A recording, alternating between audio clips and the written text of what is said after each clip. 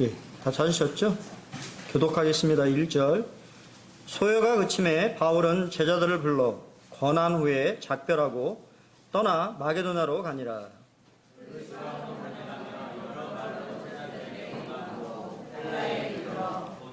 거기 석 달 동안 있다가 배 타고 수리아로 가고자 할 그때에 유대인들이 자기를 해하려고 공모함으로 마게도냐를 거쳐 돌아가기로 작정하니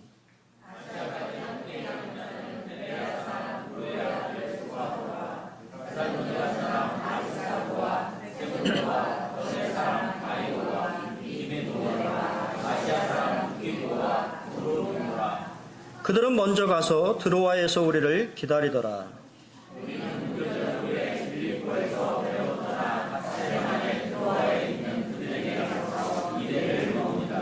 그 주간의 첫날에 우리가 떡을 대리하여 모였더니 바울이 이튿날 떠나고자 하여 그들에게 강론할세 말을 밤중까지 계속하매 유두고라 하는 청년이 창에 걸터 앉아 있다가 깊이 졸더니 바울이 강론하기를 더 오래 하매 졸음을 이기지 못하여 3층에서 떨어지거늘 일으켜보니 죽었는지라.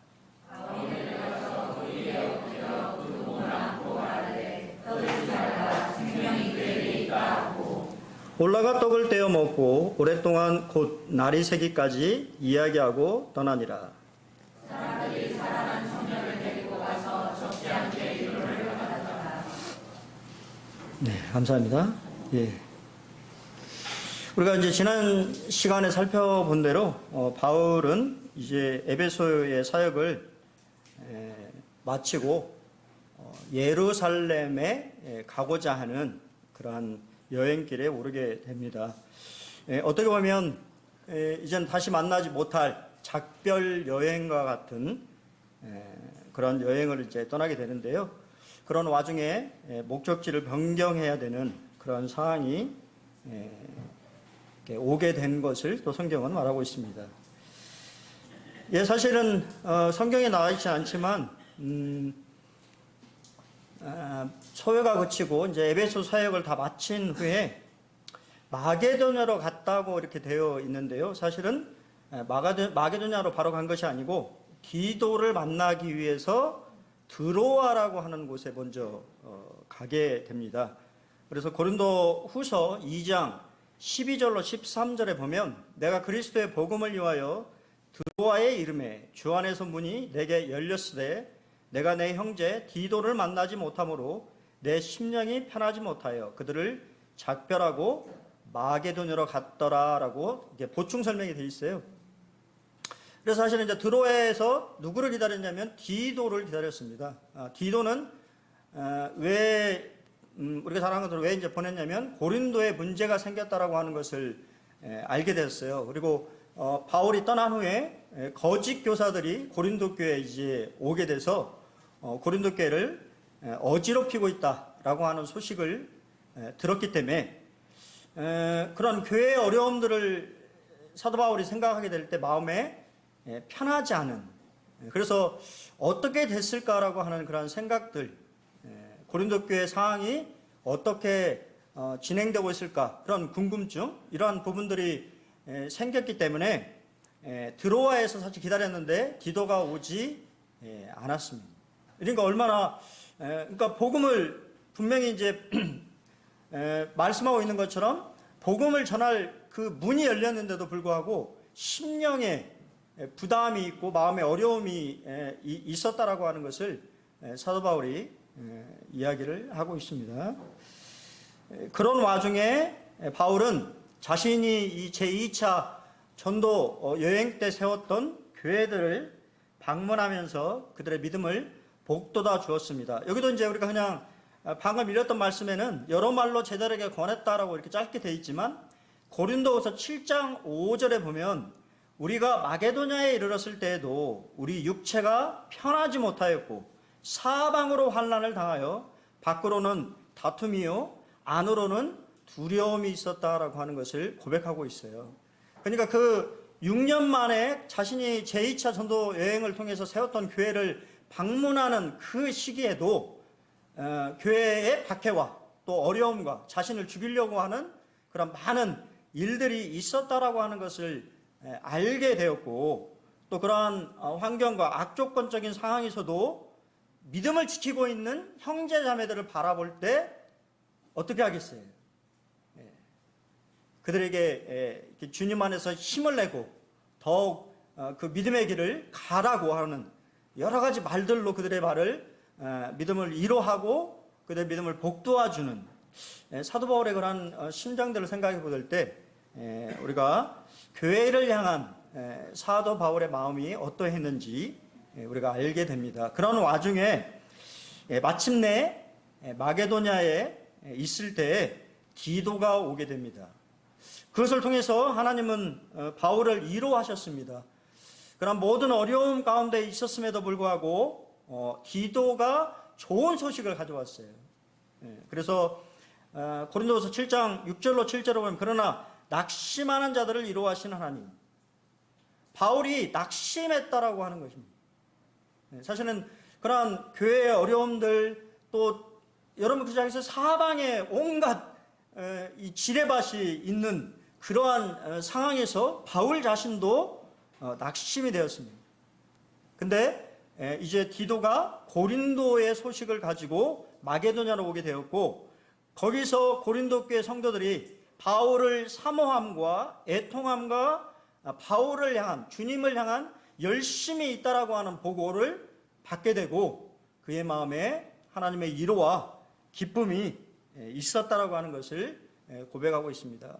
그리고 그는 즉시 우리가 잘 아는 고린도 후서를 디도편에 고린도 교회에 다시 보내게 됩니다. 그래서 자신의 마음, 자신이 그 교회의 어려움들과 이러한 일들을 겪었을 때 하나님 주신 그러한 위로들을 고린도 교회 성도들에게 이야기하면서 힘을 낼 것을 그렇게 말하고 있어요. 그런 후에 우리가 이제 그냥 헬라에 이렇게 갔다라고 되어 있는데, 헬라는 아가야를 말하는 것입니다. 그래서 아가야의 수도가 어디냐면 고린도예요. 그러니까 마침내 사도 바울은 고린도에 도착하게 되었고, 그래서 사실은 이 고린도에서 우리가 잘 아는 것처럼 고린도에 있는 갱그리양, 그죠? 기억하십니까?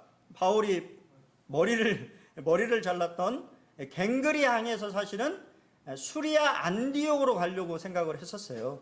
근데 도착한 시기가 언제였냐면 겨울이었습니다. 겨울에는 배가 뜨지 않아요.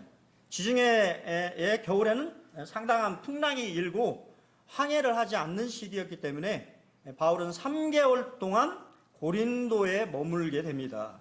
그때 우리가 잘 아는 것처럼 고린도에 있을 때 로마를, 자신이 이제 그렇잖아요. 로마에 가고자 하는 마음을 우리가 앞에서 살펴본 대로 이제 로마의 성도들에게 편지를 쓰게 됩니다. 그 편지가 바로 로마서입니다. 그래서 로마서라고 하는, 우리 루터가 로마서에 대해서 신약의 최고의 책이고 가장 순수한 복음이라고 말하는, 그래서 사실 로마서는 구원받지 않은 구도자들이 보는 책이 아니고, 구도자들도 봐야 되지만 구원받은 성도들이 읽어야 되는 책입니다. 복음이 무엇인지에 대해서 자세하게 설명을 하고 있기 때문에 우리 성도님들이 로마서를 꼭 공부를 하셔야 된다는 말씀을 꼭 드리겠습니다.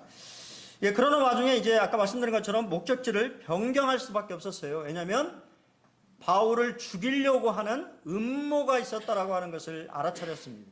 여러분 생각해 보세요. 그리고 실제 나중에 이제 보면 알겠습니다만 바울이 엄청난 돈을 가지고 있었어요. 아시죠? 구제현금. 각 교회에서 보내온 구제현금을 가지고, 돈을 가지고 있었고, 또 배에서 우리 혹시 이제 사극 같은 거 이거 보셨는지 모르겠어요. 사극 같은 거 보면은 가장 취약한 곳이 어디입니까?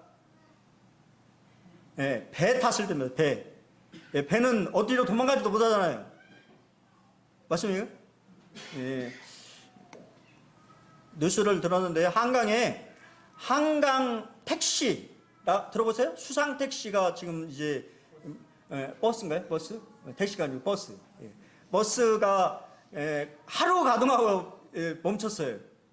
그 이유 중에 하나가 여러 가지 이제 뭐 불편사항이 있는데, 화장실, 거의 1시간, 거의 2시간을 그 버스를 타야 되는데 화장실을 갈 수가 없어요.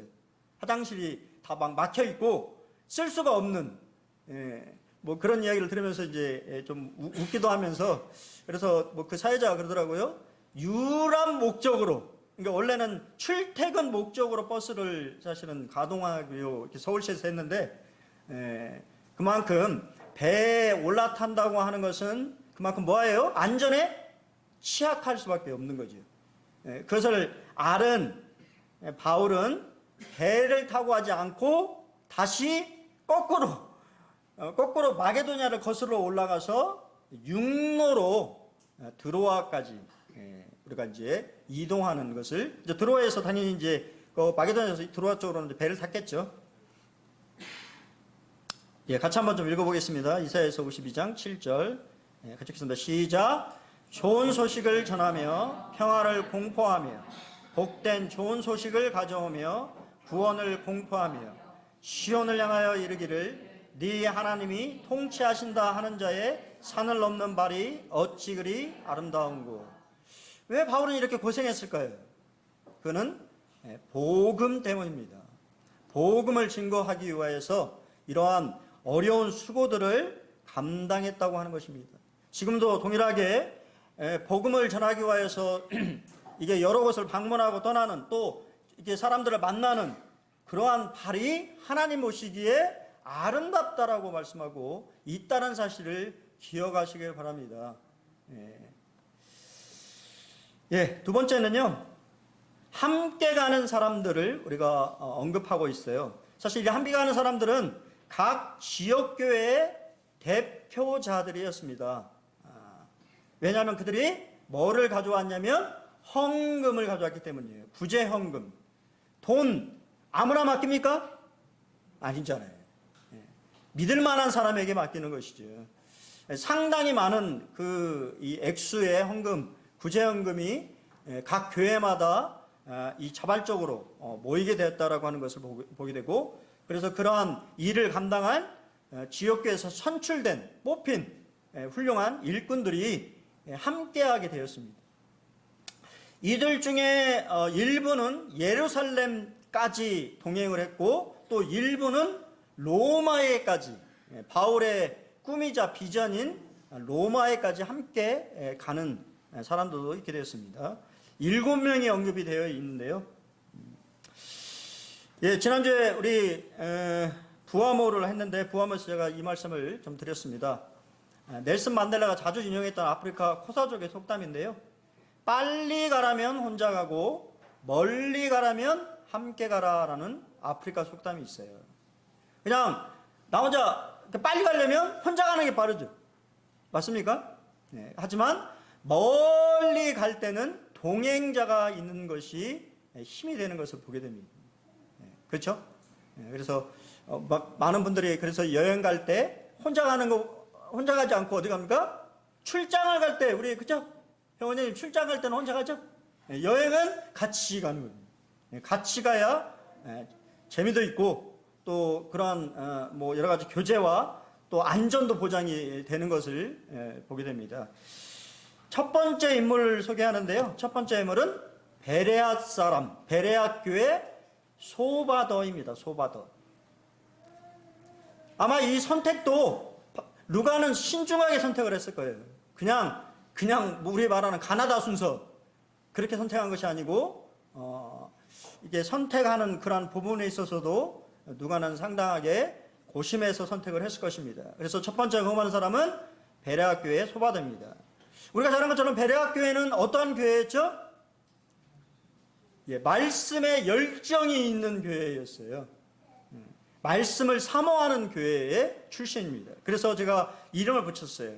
별명 하나 붙였는데, 소바더의 별명은 말씀을 사모하는 사람이었다. 그래서 첫 번째에 놓지 않았을까라고 하는 생각을 해보고요. 실제 그리고 이 소바더는 로마서 16장 21절에 보면 바울의 친척이었다라고 언급되어 있습니다. 그래서 소시바더라고 되어 있는데 같은 단어예요. 그래서 바울의 친척이고, 소바더의 기록은 성경에 짧게 등장하지만 바울의 사역을 돕고 초기 교회의 성장에 기여한 충실한 동역자 중에 한 명으로 평가받습니다. 그리고 두 번째 인물이 나오는데, 두 번째 인물은 데살로니가 교회입니다. 데살로니가 교회는 어떤 교회죠? 가장 모본이 되는 교회, 본이 되는 교회. 아가와야 마게도니아에서 가장 본이 되는, 바울의 칭찬을 엄청나게 받았던, 그래서 이상적인 교회 중에 하나가 데살로니가 교회인데, 그 교회의 일꾼인 아리스다고가 함께 했습니다. 아리스다고의 별명은 나와 함께 갇힌 자라고 바울은 평가했어요. 그와 함께 한 사람이다. 에베소의 소동에서도 같이 있었고요. 아시아, 소아시아, 터키 지방을 여행할 때도 동행했고, 로마행 제수로 끌려가는 그 여행길에도 아리스다고는 함께 동행했습니다. 그리고 바울의 옥중에 갇혔을 때, 1차 투옥됐을 때 함께 감옥에 갇혔던 인물이 아리스다고입니다. 일부 전승에 따르면 바울보다 먼저 로마 감옥에서 순교했다고 전해지고 있어요. 근데 이 아리스다고의 뜻은 최고, 베스트, 통치자라는 뜻을 가지고 있어요. 그래서 이 의미는 그가 상당한 고위층의 귀족이었다라고 하는 것을 우리에게 암시해 주고 있습니다. 자, 그리고 이제 세 번째 인물을 만나게 되는데요. 세 번째 인물, 세군도입니다. 세군도 동일하게 데살로니가 교회 형제예요. 우리 혹시 우리 모르죠? 하진이는? 아주 유명한 멘트죠. 누가 넘버 3래? 나 넘버 2야. 세군도의 이름이 넘버 2입니다. 이게 무슨 말이냐? 종이었다라고 하는 말이에요. 이름이 종. 그래서 종은 이름으로 부르는 것이 아니라 넘버 1, 넘버 2, 넘버 3, 넘버 4 숫자로 불렸어요. 세군도가 숫자 두 번째. 넌 넘버 2. 우리 형제 알겠어요? 그러니까 그는 종의 신분이었다고 하는 것을 말씀을, 이름을 통해서도 드러나게 됩니다. 복음에는 차별이나 계급이 있습니까, 없습니까? 없어요. 데살로니가 교회가 얼마나 성숙한 교회였는지는 우리는 사실 이 두 사람을 파송한 것을 통해서 알게 돼요. 한 사람은 최고 귀족직에 있는 귀족이었고, 세군도는 최하층의 종이었던 사람이었는데, 둘 다 믿음 안에 형제였다고 하는 것입니다. 얼마나 교회가 성숙하면 그러한 신분의 차이, 계층의 차이를 무너뜨리고 두 전혀 극과 극의 인물을 선택해서 보냈을까요? 참 이런 교회가 되기를 바랍니다. 우리 군산 번원교회도 이런 교회가 되어야 돼요. 우리가 부자는 환영하고 가난한 자는 이렇게 무시하는, 우리 야고보서 나오잖아요. 맞습니까? 사람을 외모로 보아서는 안 되고 또 그러한 것으로 평가해서도 안 되겠습니다. 네 번째 인물은, 제가 여기서 조금 사과 말씀을 좀 드려야 될 것 같은데요. 지난번에 말씀에 이 마게도니아 사람 가이오가 등장했는데요. 그 사람을 제가 착각해서 고린도 사람 가이오와 같이 이렇게 말씀을 드렸어요. 다른 인물입니다. 다른 인물. 이 가이오라고 하는 이름이 워낙 흔한 이름이었어요, 성경에. 그러다 보니까 가이오가 많이 나오는데, 가이오, 여기 지금 등장하는 가이오는 더베 사람 가이오입니다. 더베라는 지역. 그러니까 더베는 루스드라 부근에 있는 디모데와 같은 고향 출신의 가이오입니다. 가이오의 뜻은 뭐죠? 영어로 잘 보시나요? 기쁨이라는 뜻입니다. 가이오. 그랬으니까 아마 기쁨이라고 하는 이름이다 보니까 사람들이 많이 썼던 것 같아요. 근데 등장하는 인물들도, 성경에 나오는 인물들도 상당히 영적으로 훌륭한 사람들이 등장합니다. 그래서 너무 이름이 흔하다 보니까 출신지를 말해야 되는 거예요.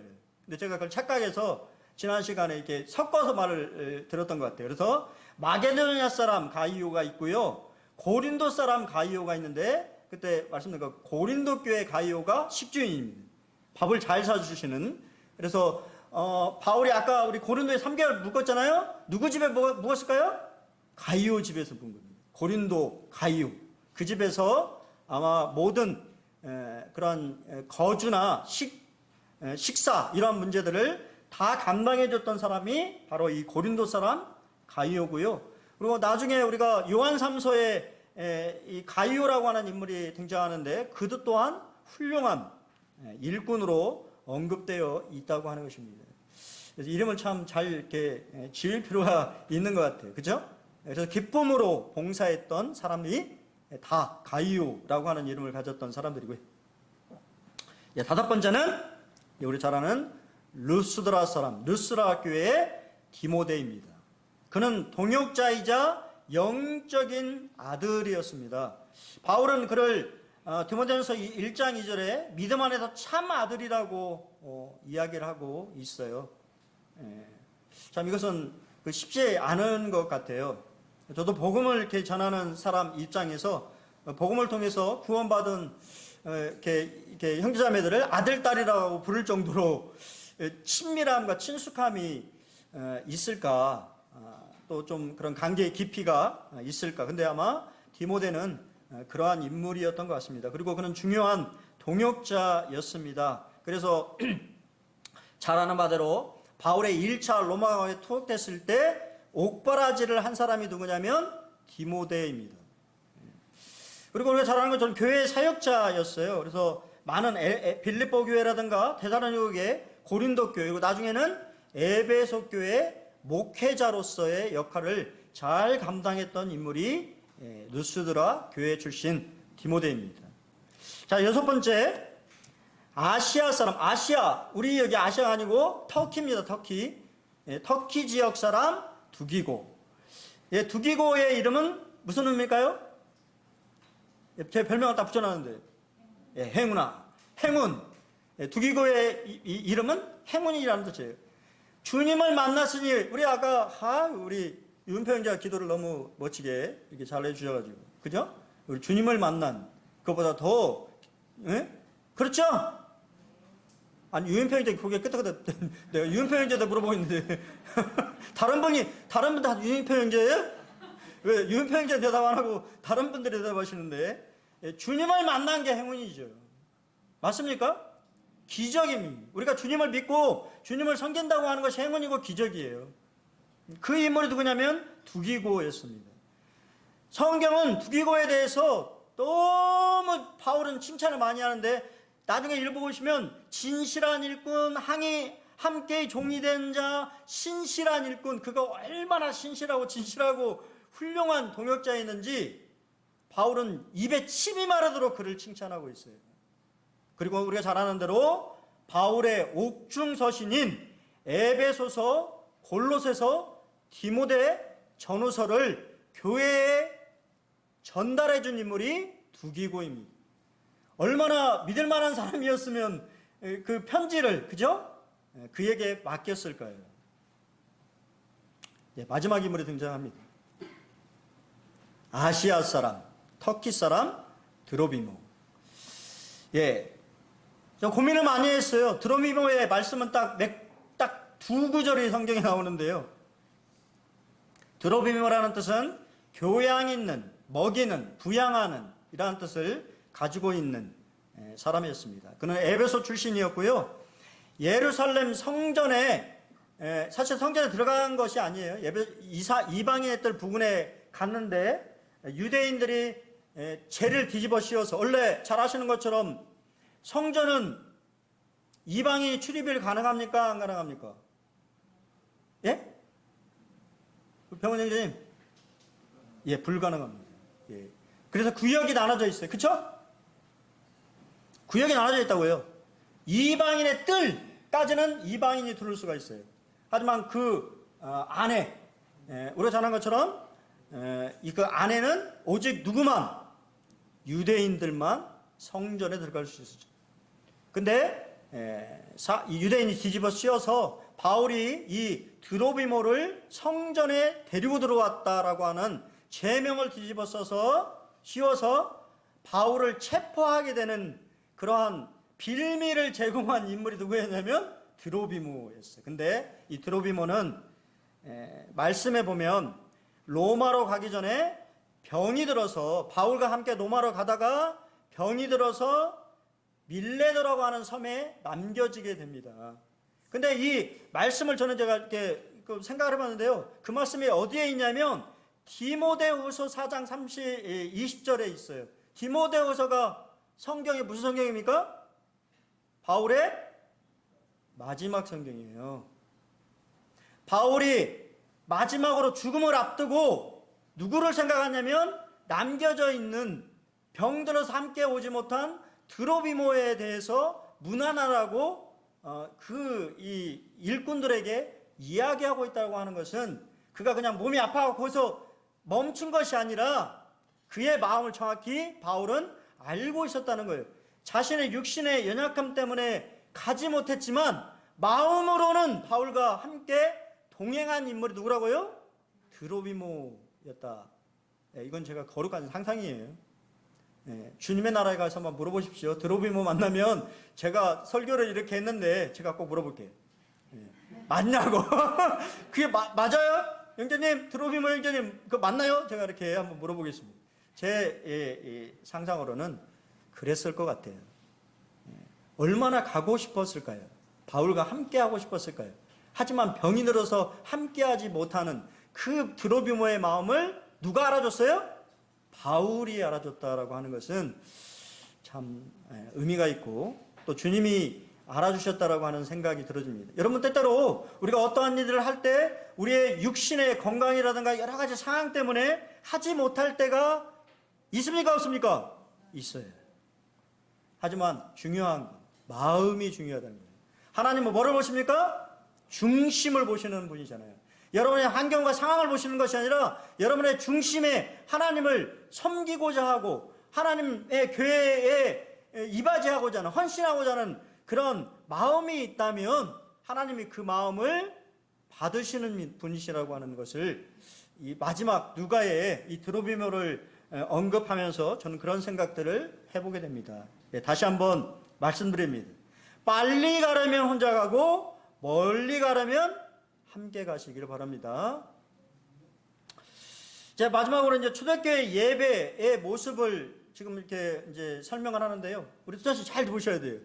우리 지금 이 예배를 드렸잖아요. 우리가 그 예배와 이 초대교회, 그죠? 지금 이게 아마 AD 한 56, 57, 58 이 사이에 드렸던 드로아 교회의 예배의 모습인데 지금 우리의 예배의 모습과 어떤가 한번 좀 보시면 좋을 것 같아요. 그들의 예배는 주일 날 모였습니다. 주일은 주님의 날입니다.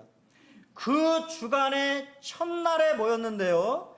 개역 한글에는 안식 후 첫날이라고 되어 있어요. 왜 제가 이걸 중요시 설명하냐면 여기 좀만 가보시면요. 우리 저기 미장동 쪽에 이렇게 건너편에 보면 제7일 안식일 재림교회가 있어요. 그들은 뭐를 지킵니까? 안식일을 지켜요. 그래서 토요일 날 모여요. 토요일 날 예배를 드립니다. 그래서 옛날에 우리 지금 학생들 다 주 5일째 하잖아요. 그쵸? 하진이? 주 5일째 하죠? 저희는 주 6일째 했거든요. 학교를 6일을 갔어요. 6일. 그래서 제7일 안식일 교회 출신들이 애들을 학교에 안 보내는. 왜냐면 금요일 날 저녁부터 토요일 날 저녁까지가 안식일이거든요. 그러니까 애들을 토요일 날 보내야 안 보내요? 안 보내는 것입니다. 학교에. 모르세요? 안식일 교도가 아니니까 잘 모르시겠네요.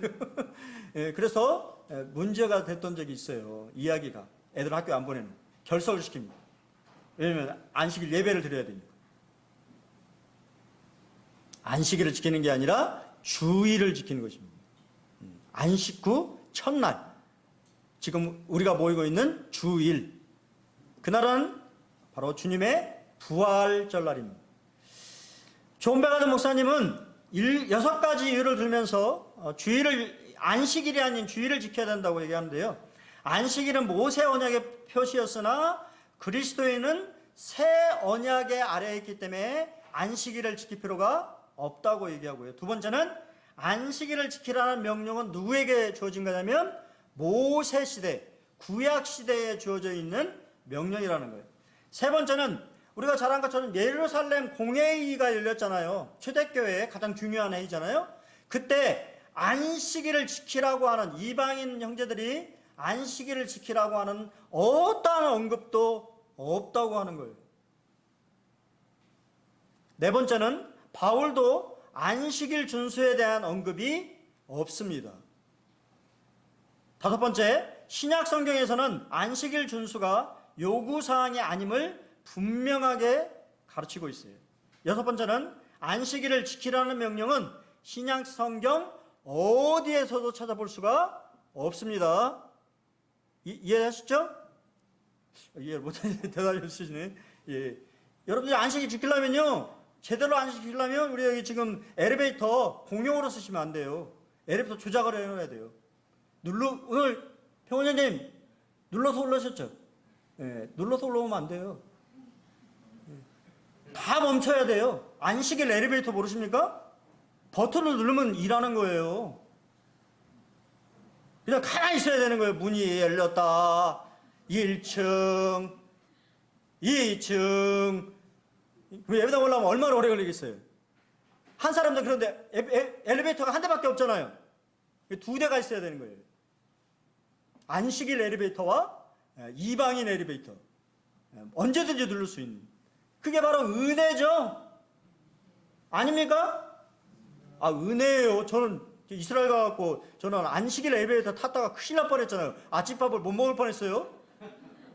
15층에서 내려가는데 다 쉬어. 14층, 13층. 문도 이게 얼마나 천천히 닫히는지 제가 몰랐잖아요. 안식일 엘리베이터인지 모르고. 근데 또 알려주시더라고. 건너편이 이방인들이 누르는, 언제든지 그냥 지하로 누를 수 있는. 예, 주일날 우리는 율법에 배어 있는 사람이 아니라고 하는 것입니다. 은혜 아래에 있기 때문에 주일날을 우리가 예배 날로 모이는 것이죠. 주님의 백성들이 모이는 것입니다. 우리가 모였더니 등불을 많이 켰는데, 자, 그 모임에는 바울의 동료 여행자들과 드로아 교회 성도들이 그 모임에 참석을 했는데요. 여러분, 그 모임은 아침이 아니고 저녁에 모였습니다. 왜냐하면 저녁 시간은 이방인 교회 형제자매들이 함께 모이기에 편리한 시간이었기 때문이에요. 그리고 실제 이 신자들은 자유민이 거의 없었어요.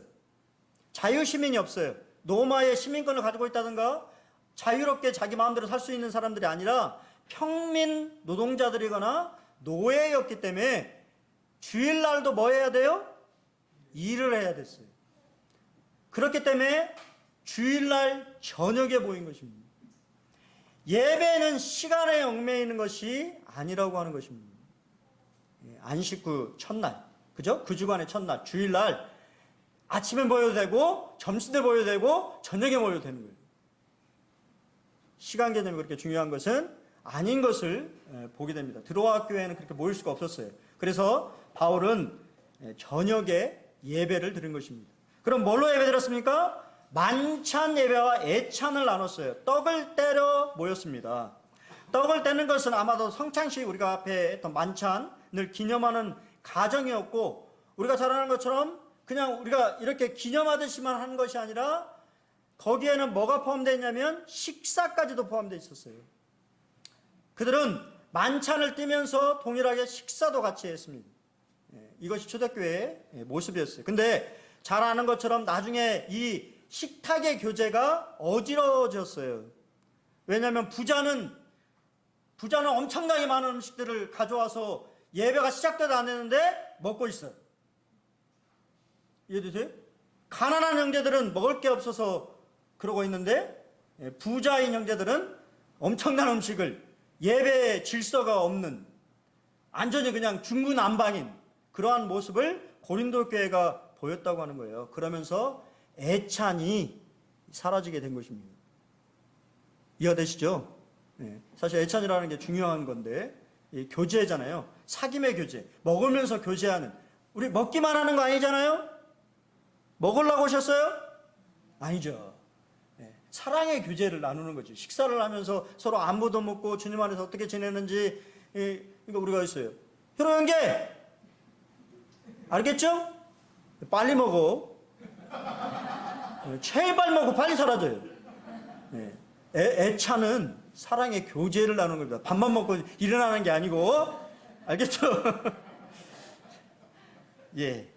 그리고 뭐가 있었냐면 주님의 말씀이 있었습니다. 왜 밤중까지 계속 날을 새면서 얘기했을까요? 그것이 바로 드로아 교회의 마지막 날이었기 때문이에요. 드로아에 7일을 머물었는데요. 바울은 이날 예배를 드리고 그 다음날 떠날 계획을 가지고 있었기 때문에 남겨져 있는 성도들에게 얼마나 하고 싶은 말이 많았겠습니까?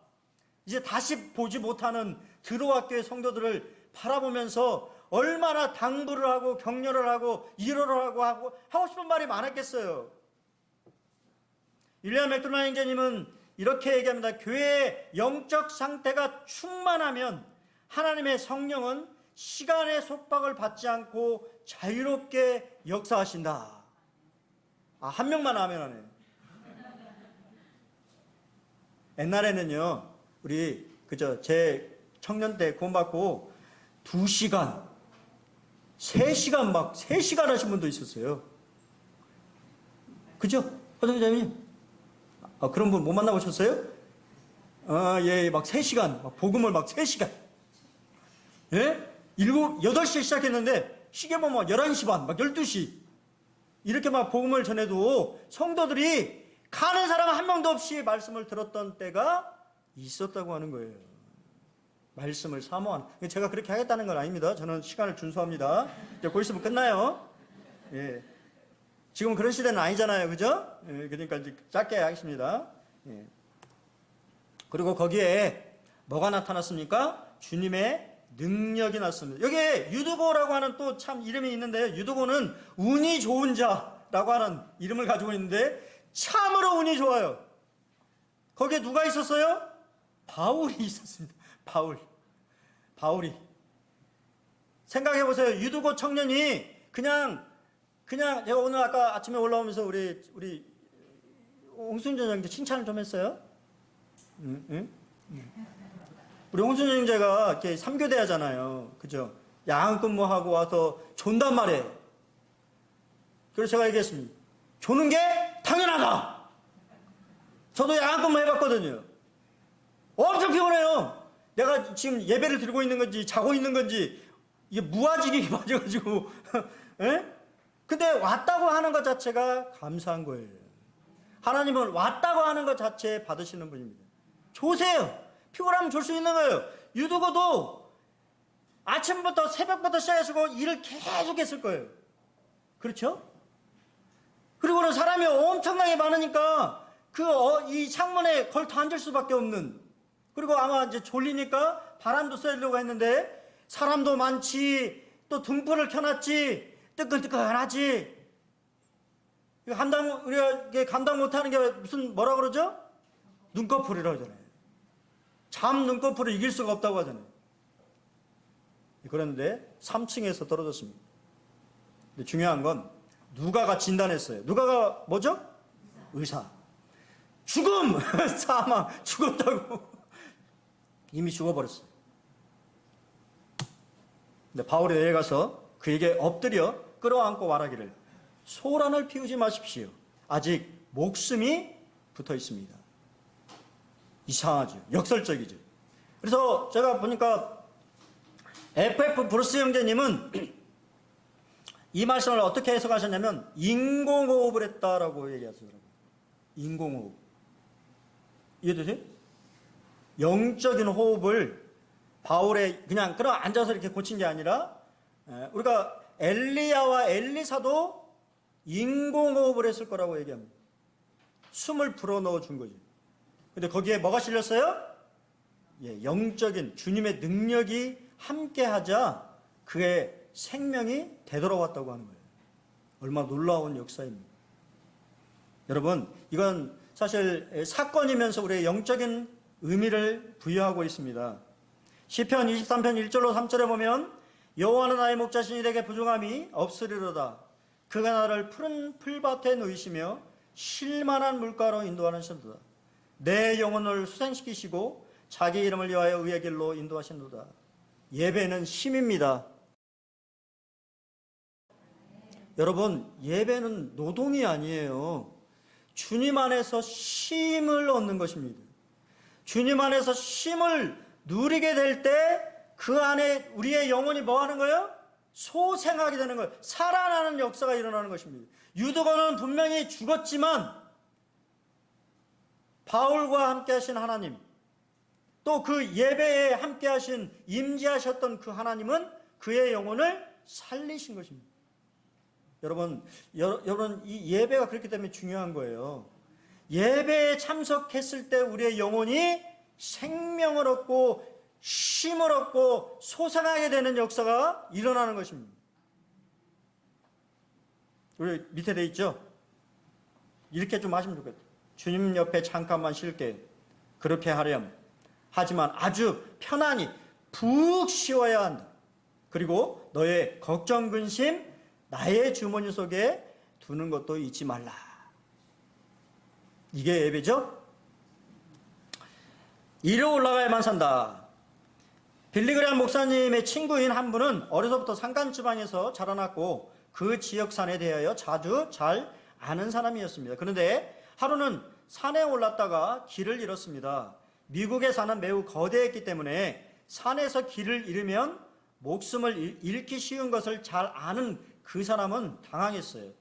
그는 있는 힘을 다해 길을 찾았고 다행스럽게도 산속 오두막집에서 혼자 살고 있는 노인을 만나 그의 도움으로 살아남았습니다.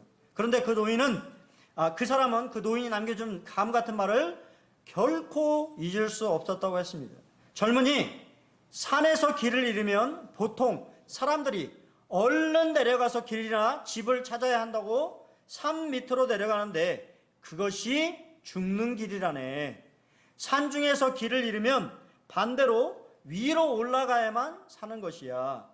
위로 올라가서 지금의 위치를 발견하고 어디에 길이 있는지, 어떤 쪽에 마을에 있는지 분명히 방향을 확인하고 내려가야만 산다네. 맞습니까? 우리 돈영재님 보병이죠? 예, 보병이죠, 보병. 예, 독도법 시간에 배우셨죠? 예. 우리 독도법 시간에 다 안 배우셨나요? 군대 나오신 분들? 예. 산속에 길을 잃을 때는 무조건 정상으로 올라가라고 얘기합니다. 군 교본에 나와 있어요. 그리고 앞에가 아무것도 안 보이면 그 자리에 멈추라고 합니다. 저도 그런 경험이 있었어요. 얼마나 나무가 울창한지 길을 잃었어요. 저희도 저희 분대가 길을 잃었는데요. 근데 더 이상 이 워낙 칠흑 같은 어둠이다 보니까 앞에 안 보여요. 그래서 그냥 그 자리에서 야영을 했습니다. 어쩔 수 없이. 그 다음날 저희가 깜짝 놀랐잖아요. 저희 밑에가 절벽이에요. 절벽 밑에다가, 이게 밑에 좀만 내려가서 그냥 죽었습니다. 아무것도 안 보이니까. 멈춘 것이 사는 것이었어요. 여러분, 문제가 생기고 어려움이 오면 세상으로 조급하게 내려갈 것이 아니라 더욱 위를 사모하며 주님께 가까이 가면 문제와 역경이 전능자의 손에 의해 해결된다는 것을 믿어야 하십니다. 위로 올라가야만 사는 존재예요. 그리스도인은 위로 올라가는 사람입니다. 땅만 바라보고 사는 사람들이 아니고 하늘을 바라보며 사는 사람이에요. 형님, 하늘 많이 바라보시죠? 그래, 허리도 한번 펴고 계셔야 돼요. 운전하시면서, 배달하시면서 허리도 한번 펴고. 가을 하늘도 좀 보십시오. 얼마나 아름다운지. 예배는 우리 영혼이 위로 올라가는 것입니다. 여러분의 오늘 예배를 통해서 여러분의 영혼이 위로 올라가시는 그런 경험을 하시기를 바랍니다. 마지막으로 주님의 위로가 함께 있습니다. 사람들이 살아난 청년을 데리고 가서 적지 않게 위로를 받았다라고 하면서 마치고 있는데요. 위로라고 하는 헬라어는 파라칼레오라고 하는, 아까 우리 김태형제님의 말씀, 위로자, 보혜사라고 하는 것이 바로 위로자라고 하는 의미를 가지고 있습니다. 그 말은 곁에 있도록 부른다라고 하는 뜻이래요. 드로아 교회 신자들은 유도가 다시 살아난 것뿐만 아니라 이로 말미암아 살아계신 하나님, 역사하신 하나님, 그리고 복음을 증명하시는 하나님을 경험하심으로 그들이 더욱 믿음으로 주님 곁에 있도록 부르시는 하나님의 위로를 경험했던 것입니다. 여러분, 하나님 여러분들을 위로하시기 원해요. 주님 가까이로 부르시기를 원하십니다. 내 곁에 앉기를 바라는 거예요. 내 곁을 내어주는 것, 옆에 함께 있어주는 것이 위로입니다. 그래서 우리 김용대님 가정을 때문에 참 감사가 돼요. 우리 어려운 성도들 설득하고 우리 안정임 자매 곁에 이렇게 있어주는 그 자체가 위로라고 저는 생각해요. 그 후는 주님이 하실 일이죠. 사람이 어떻게 할 수 없다고 생각됩니다. 이번 한 주도 주님의 위로가 함께 하시기를 기도하겠습니다. 그리고 마지막으로 찬송 한 곡 부르시고 말씀을 드리겠습니다.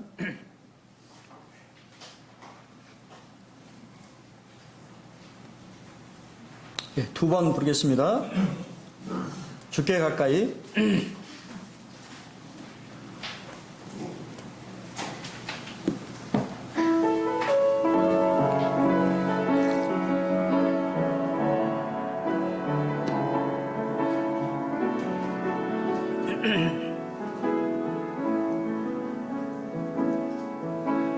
주께 가까이 나를 이끄소서.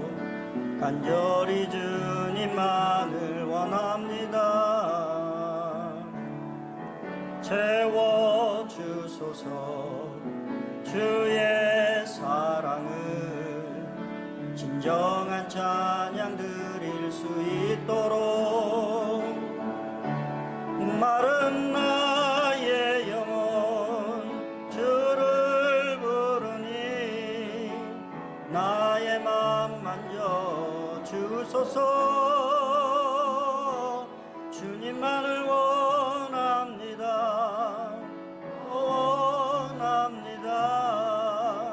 나의 맘 만져 주소서. 조금만 천천히 하세요. 주께 가까이 나를 이끄소서. 간절히 주님만을 원합니다. 채워주소서. 주의 사랑을 진정한 찬양 드릴 수 있도록 목마른 나의 영혼 주를 부르니 나의 맘 만져 주소서. 주님만을 원합니다. 더 원합니다. 나의 맘 만져 주소서. 한 주도 주님께 더욱 가까이 가시는 한 주가 되시기를 기도하겠습니다. 감사합니다.